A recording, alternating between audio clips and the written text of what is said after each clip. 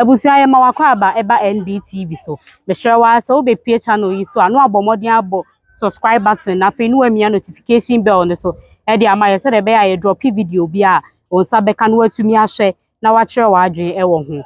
Ebusia so ohwe machi a otimi se nei NBTV ya antena faako ene ye pie krom se ne de ye ba ne animu nya ba be di dwumadi ye wonsemfu ama akomienu bi a ya base ye ba bebusa mo na mo so mo de madwenche abana dwumadie no atimi akọ yi na akọbọkọ enti ene no ye wa abonte dia na oba pa question e ba bebisa o ne se ene isi e ma wakwanya se ka problem ba ko a e wo Ghana pa tre ya say e na obeka na fi say yenim say a lot of people are lamenting about say Ghana baby a akwakodru obi se petrol bu ayede obi se gas bu ayede di okoto aduane so complain eni nti ya base ye ma wakwanya na wo so do adwenche aba mi enkotie de nkrofo kan.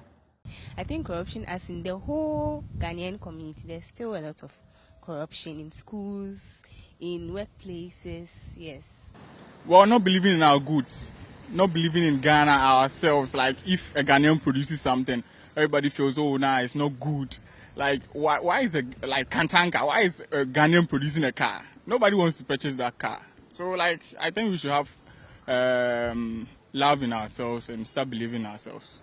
I think it will be political insecurity because our leaders, each party thinks their policies and everything is the best, and with the current government, we all know people are not in accordance with everything they are doing, and stuff like that. So for me, the biggest problem is from our leaders, political insecurity, because we are looking up to them. So when everything goes well with them, I'm sure the people might sit down and start listening to somebody. Ene dia message ayo question to so de wan hwe ya me se wo besra ma bibia ayo me se se wo ne wo kanchima bituo ana wo ne wo kunu na e bia nsensem bi nti na e bia moja ya na mu ni hobi na wo on sendi wuska me kire se nkura aka wo kura de wan hwe ya be bodam ko se de economy le ko ne de wo bezo se enye hise na wo mfi wo ma na nyame aya adum nyame ncha de no wo ko sendi 100 million no akobo wrong number.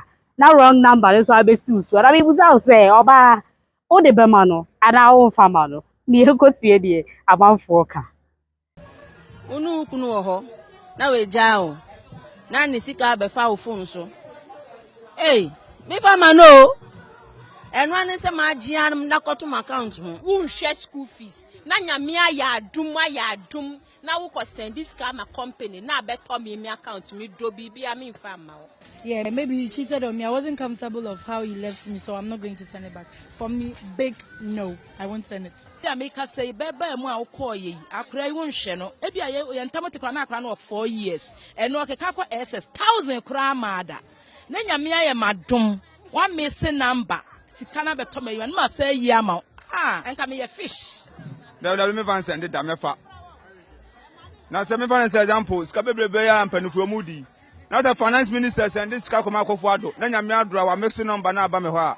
What's the main fan command? Naminamo is gonna make it. Hey, a member we me say obi a won a choice sa akodi e bo so choices alanya sa akodi okay who comment was ya me hu or say choices next will be other choice na nyame nso abomai na muso musam wi ade aka no ha na emefa me busamo oba play agronko a yesi krom ye bisa say e mema ni bi o so me dem pe oba ade to so we zam pe oba ade no fo so we zam pe oba o hips we so pe oba o flat tummy we zam pe oba me dem pe de to so pe de ye flat na mom ne honya fe no enne ya ba krom ye bisa o say wo ba anu emu de na ape o pe kokwa na tuntum o pe de wa se black ya na so o pe jollof na ze plantain chips ala say enye izi ye wuram ye bebusa se eto no de aba bai de embre de edi emu de na ope na ene ememe so ro ni se drew conversation say ya na ato mo la so wo de ahefo mo hwa de na wo tie de ememe na ka enye izi wo me enkomra do esun ba bia na obi a ohu oba ba bia o hwa ne kontimi do oba no to me ne de oba na kura chi ma me to me kon do oba no oba de a mehunu na be ma pen ye ni shape ene said ye na ho sisi eti eno na be mama hunu na mama pen ne said ye kan say ne kasa na ho brasim ene be mama hunu oba mama pen because oba bu a omu ade enti no hunu na anya de a oba buy so na ho sisi no shape ne kan say ne shanku sugu so de a ebe mama fe ebe mama ni aje ho pa ene ma bebre ba me dia ne to shape no me pepa attract me. One, oba no onufuo. Two, oba no to so. What you say? Sanya ma mienu we na betimi agina so. Ama me ne oba na timi atwempra. Ama pene pa. Obi enim say abefo ntintan fidie metre social ni nua media yi so de Ghana ha ni wiase afa na nyina na ebaaye no ye hu se aboa ye bebre se de asi aboa ye nso no menim say dru bebre so a emaye to chima ewo abibi mu enti na ya ba krom ye bebusa say social media ekwan be so kwa na fa so impact in our lives enim say first no na nka wo be send message a receive a e ka fe na wo kwa ha wo ho akwa pe obi ama na kira ma wo na afa wo di akopost ya ansa na be 1 week time when you answer and so and I'm social media you know utimi send a receive message abra wuti ufie na wo je wa home social media you Facebook so Facebook so cause wa enye easy amanfo ju o mani e ho mpoboa e ma amanfo hia nkrofo foforo fana mfofo ebi mpokwa akosia o moyere ni o ekunumu e wo social media so ye wo TikTok and ewura TikTok atimi se so aye dey ye and ye trend ahodo e kwaso pa na ni aboere krom ye si ebusa se social media ba ye wo abrabo mu no e de papa na abone e na abro adofo mu mientie di amanfo ka. So social media has actually taught me how to live my life irrespective of how technology is actually also, growing. It's not part of my life. Like, I can't even do without my phone.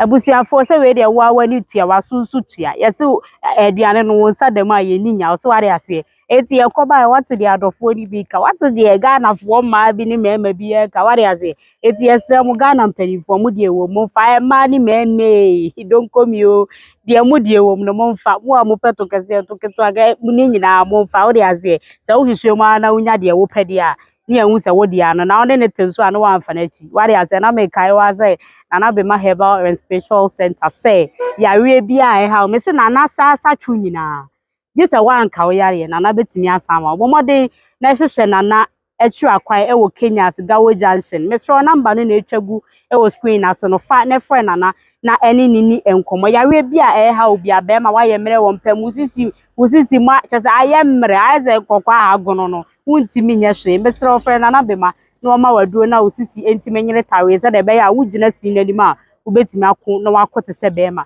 besrew hwehwa na bema akira kwan mi a mede dwuma de ebrɛ wo medin ya ne Obapa Amatiwa Makraw.